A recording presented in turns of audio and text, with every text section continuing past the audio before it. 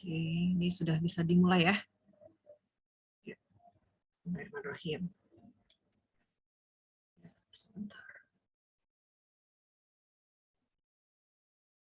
Oke, teman-teman notifikasi recordnya sudah masuk ya? Sudah, Bu. Sudah, oke. Ya, bismillahirrahmanirrahim. Assalamualaikum warahmatullahi wabarakatuh. Waalaikumsalam warahmatullahi wabarakatuh. Oke, selamat malam semuanya. Gimana kabarnya hari ini? Alhamdulillah baik, Bu. Baik ya. Oke, sebelumnya saya akan memperkenalkan diri ulang gitu ya, karena ini memang dari sananya persyaratannya itu harus ada memperkenalkan diri. Saya perkenalkan diri ulang. Saya Feba Dinova Dexdoktora, SEMM dari Universitas Muhammadiyah Tangerang.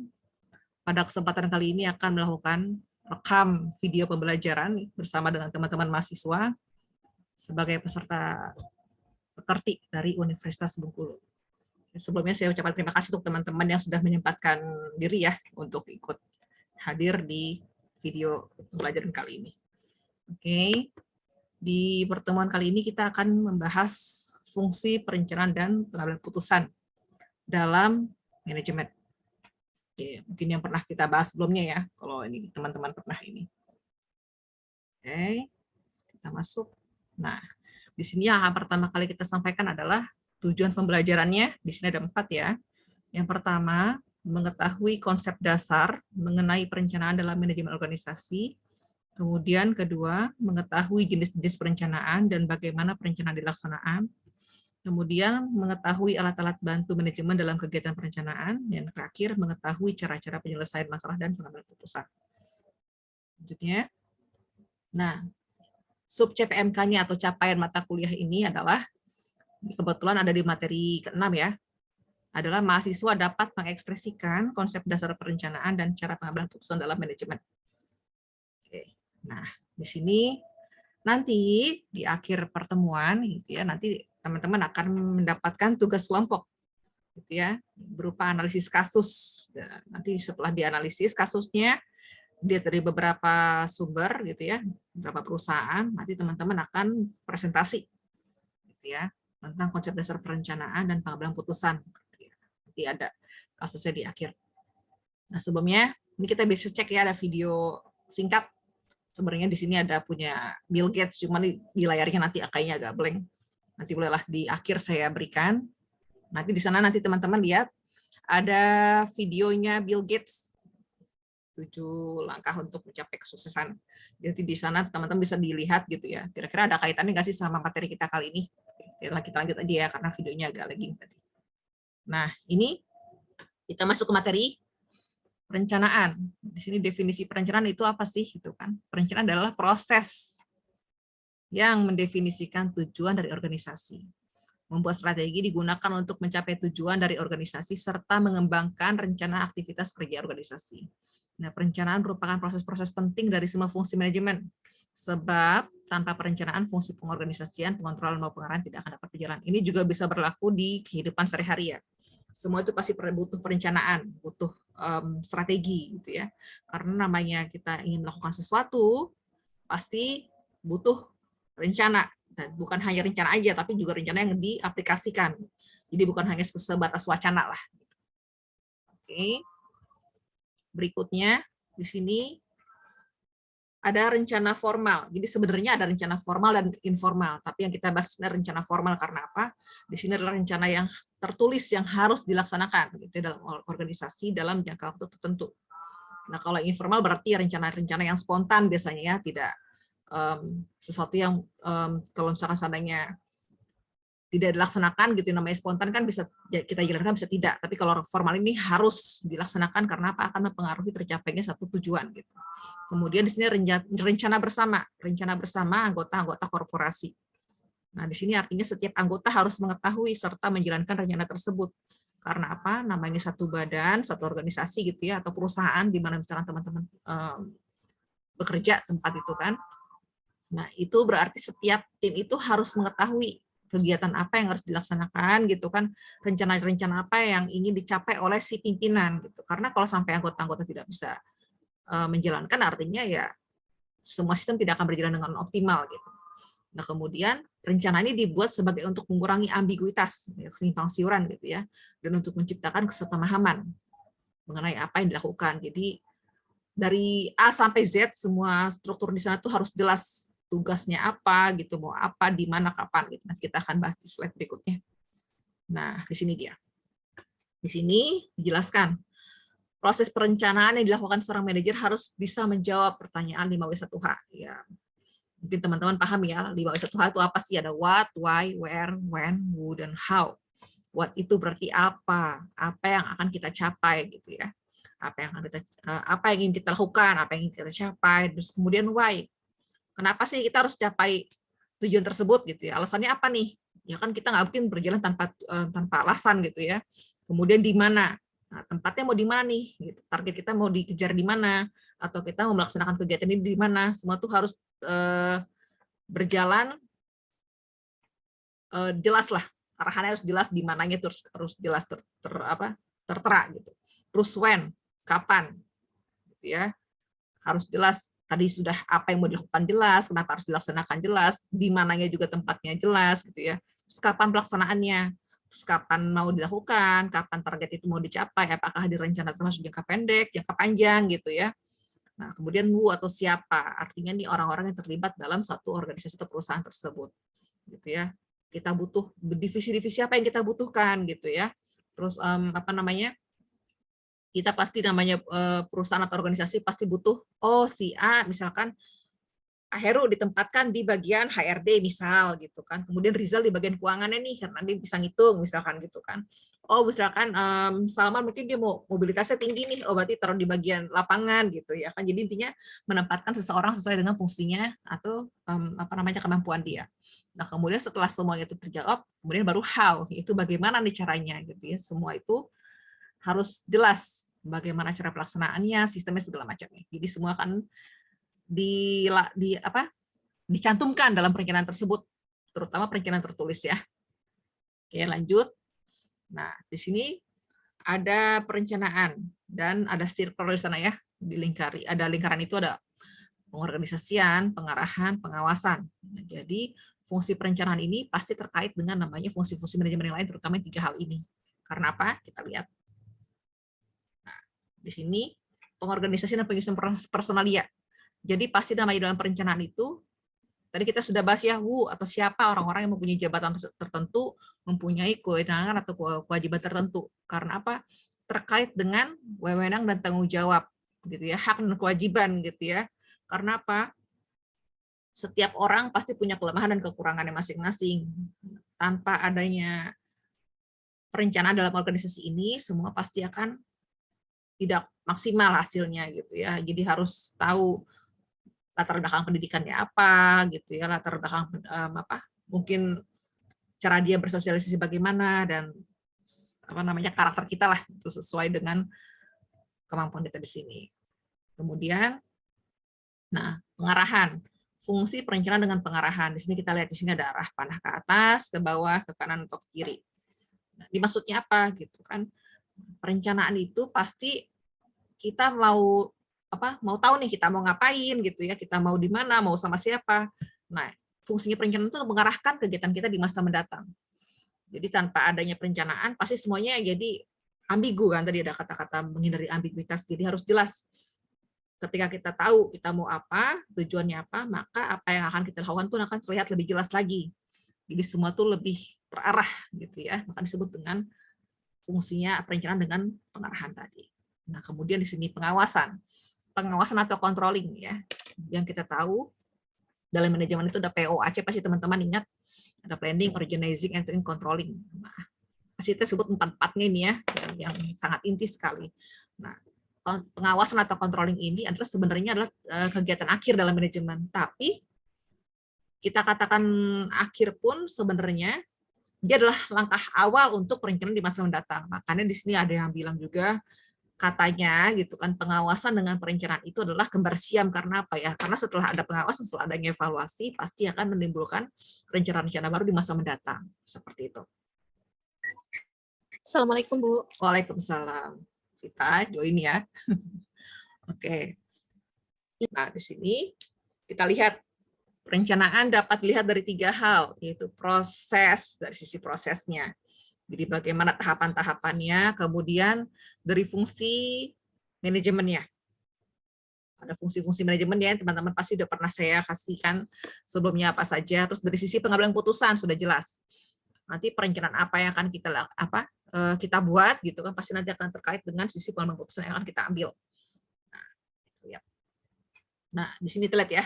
Di sana ada, pasti sudah pernah lihat lah gambar ini sebelumnya. Ini ada gambar orang gitu kan, ada arah ke depan, ke kanan, atau ke kiri.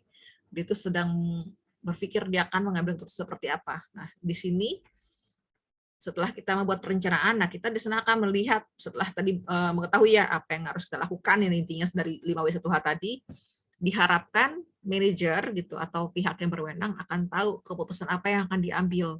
Jangan sampai gitu ya, ketika kita ada masalah, ketika ada permasalahan, dalam mengambil keputusan tersebut bukan yang menyelesaikan, malah menambah masalah. Nah, itu yang paling dihindari dalam kegiatan manajemen ini.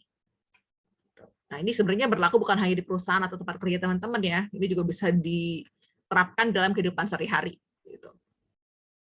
Nah, kemudian di sini lihat ya, di sini yang saya ambil ada pengambilan keputusan dengan 8 tahap. Sebenarnya ada 5 tahap juga yang lebih sederhana, tapi yang bentuk circle ini saya ambil. Ini diambil yang langkah pertama yang dilakukan adalah mendiagnosis situasi. Kemudian mengembangkan tindakan, dilanjutkan terus seperti ini ya, lingkaran ini. Diakhiri dengan penentuan tujuan akhir untuk mengetahui adanya risiko atau hambatan apa gitu ya. Nah, tapi ketika ada penentuan tujuan ini bukan berarti perencanaan pengambilan keputusan ini berhenti di sini. Karena apa? Setelah kita menentukan tujuan akhir, ketika menemukan risiko atau hambatan, maka kita akan kembali lagi ke tahap awal ya, untuk membuat strategi apa yang akan kita lakukan berikutnya. Dan ini akan terus berputar dan tidak akan pernah terputus. Gitu ya. Berikutnya, nah ini penyelesaian masalah dan pengambilan keputusan ini saling terkait. Di sini ada masalah versus gejala. Ya, ada yang tahu nggak ini artinya apa nih? If we fail to identify the problem, we will fail to solve the problem. Ada yang tahu nggak artinya apa? Ayo. Coba terjemahin itu aja. Ada yang tahu nggak di siapa nih? Satu. Ada yang bisa bantu? Saya, Bu. Oke, siapa? Ero. Ya, Monggo. artinya jika kita gagal mengidentifikasi sebuah masalah, maka kita akan gagal untuk memecahkan masalah tersebut. Nah, berarti Jadi kita harus bisa mengidentifikasikan suatu masalah dulu gitu. oke, berarti permasalahan tersebut harus diidentifikasi dulu baru bisa kita selesaikan gitu ya kurang lebihnya ya.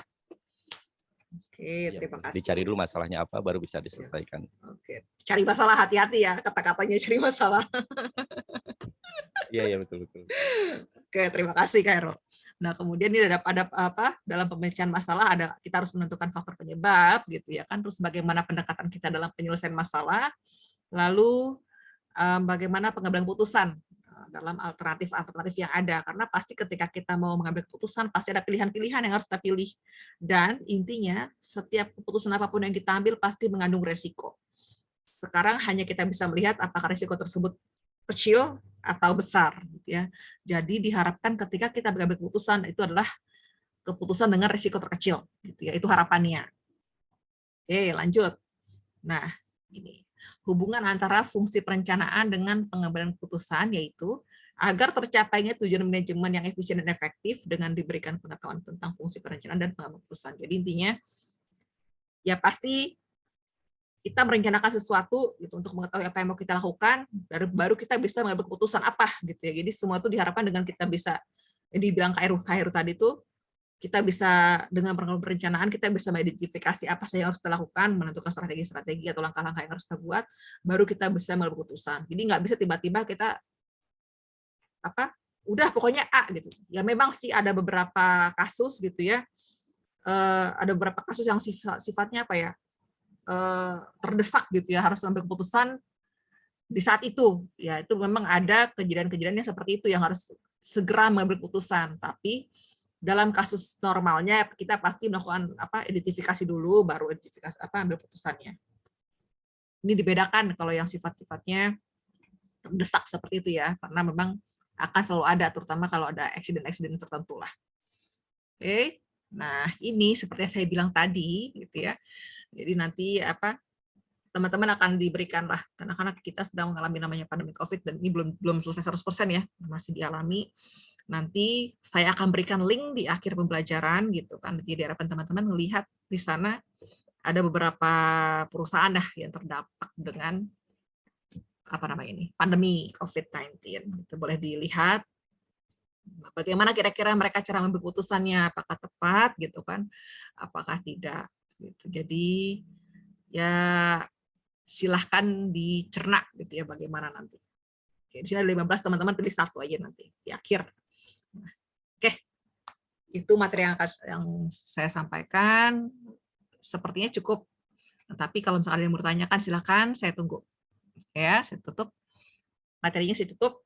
Saya kembalikan lagi ke layar ya. Sebentar.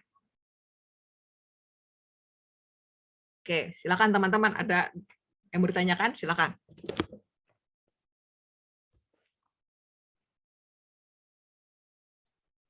Ini ada siapa nih? Coba kameranya bisa dinyalakan, kameranya tolong boleh dibuka ya. Nah, kan itu tuh. Ada Rizal, ada Evita. Evita kita kembaran sebenarnya udah coklat nih. Oke, ada yang mau ditanyakan? Saya harap sih aja 1-2 orang lah.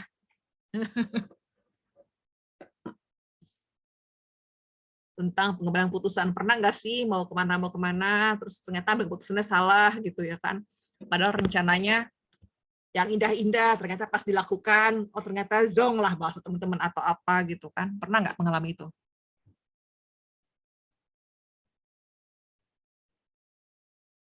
Pernah Bu, sering Bu. Oke, apa contohnya coba?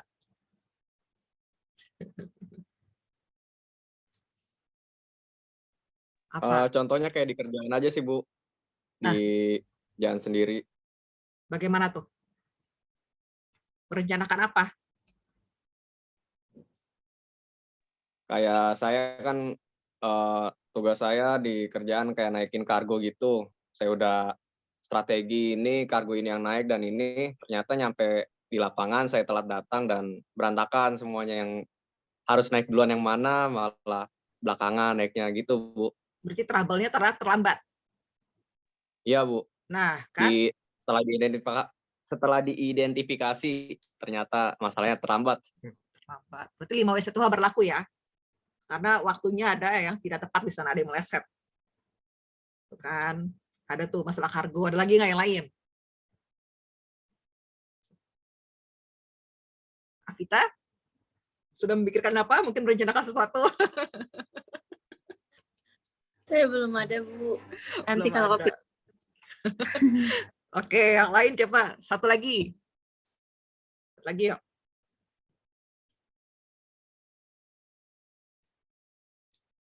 Dua lagi lah, biar rame sedikit.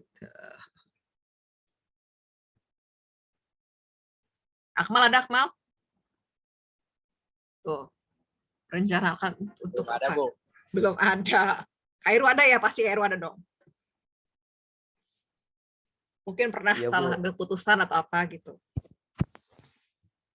Iya, paling sih soal fleksibilitas perencanaan aja sih Bu. Jadi kadang kita udah merencanakan sesuatu, tapi di tengah-tengah jalan itu harus dikoreksi. Jadi paling nggak kita mencoba dengan plan A, plan B gitu. Jadi dia misalkan plan A-nya tidak berjalan dengan bagus, akhirnya kita ambil ke plan B. Seandainya plan B-nya gagal juga. Jadi di tengah-tengah monitoring langsung kita evaluasi gitu sambil berjalan. Jadi nggak menunggu harus berurutan planning, terus equating, organizing, terus controlling. Jadi terus evaluasi. Kadang biasanya sih ya, kalau di tempat kerja harus cepet sih. Ya, spontan-spontan seperti itu ya. Tapi ada nggak sih Spontan gitu. yang tadi saya kurang tambahkan itu sebenarnya ada namanya perencanaan jangka pendek dan jangka panjang ya. Pasti ada di perusahaan itu kan. Nah, yang paling sering teman-teman temui itu adalah trouble ketika menjalani perencanaan yang mana? yang jangka pendek. Jangka pendek. Berarti yang sifat-sifatnya yang justru bukan yang pendek itu yang rutinitas ya? Ya, rutinitas sih. Jadi sebenarnya plan A bisa dijalanin, tapi plan B juga bisa dijalanin gitu. Ada banyak cara untuk mencapai goal yang sama. Oh, berarti manajernya top. Jangan-jangan kayak manajernya ya? Insya Allah. Amin. Insya Allah.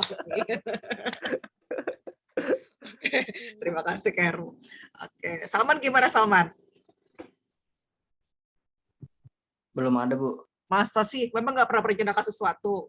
Dalam manapun boleh loh. Tadi Rizal tempat kerja kargo, oke gitu kan. Kak Heru tempat kerja. Mungkin Salman di tempat lain. Atau mungkin di kampus gitu kan. Boleh kan? Kegiatan organisasi kan bukan hanya tempat kerja, betul ya? Kayak organisasi mahasiswa, itu kan juga termasuk diantaranya sebenarnya. Karena bicaranya bukan hanya sebatas kerjaan, tapi juga organisasi atau dalam bermasyarakat. Ini Afita bukannya aktif di kampus ya? Mestinya punya nih. Ceritanya itu banyak nih. Iya, iya Bu. Apalagi kalau soal waktu. Ayo, suara siapa tuh? Tuh kan,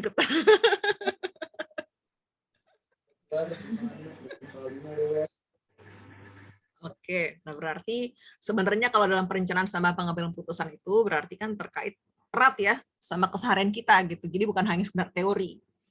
Erat sekali. Jadi bahkan jangan-jangan teman-teman juga bingung besok rencananya apa ya? Besok aja nih ngomong hari Jumat. Ya kan? Pasti sudah ada rencana bangun tidur saya jam berapa. Setelah itu saya mau mau apa. Sampai akhirnya tidur lagi dan hari Sabtunya mau apa.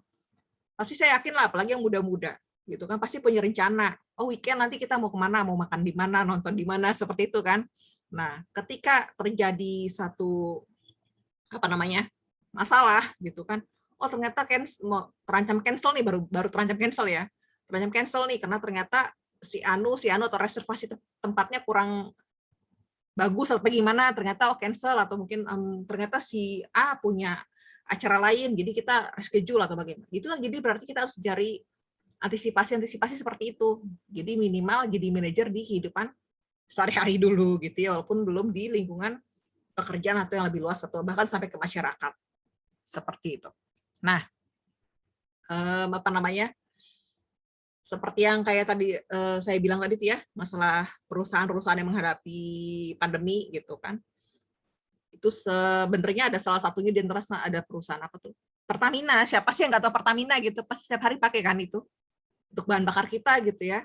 Ya mobil, yang motor, bahkan sampai angkutan umum pun pasti butuh itu. Nah, ternyata perusahaan ini juga mengalami dampak itu. Mungkin gitu ya, kemarin waktu masih full WFH. Mungkin mobilitas kita kan masih banyak di rumah. Mungkin yang beli bensin sedikit gitu ya kan. Nah, ini malah yang terbaru saya dapat info per hari ini katanya harga bensin naik. Itu bener apa enggak? Ada yang udah beli bensin hari ini belum? Kena prank, Bu. Oh, Pertalite harganya tetap. oh tetap ya. Padahal udah ngantri dari semalam. Oh, Rijal ya.